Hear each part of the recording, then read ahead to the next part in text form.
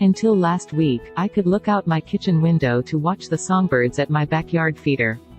But something must have happened to the window because now the inside of the double panes is foggy, like a steamy mirror after a shower, obstructing my view.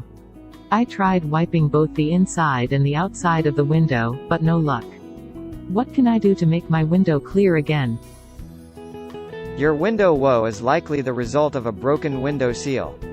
Unlike the single-pane windows of the past, today's windows feature 2 or 3 glass panes separated by air space that are then sealed entirely around the edges with a rubbery elastic sealant to keep humidity out.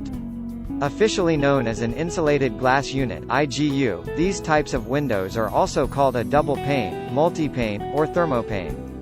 The layer of air between panes may also contain an inert gas, such as argon or krypton, to further reduce the transfer of outdoor heat or cold through the window.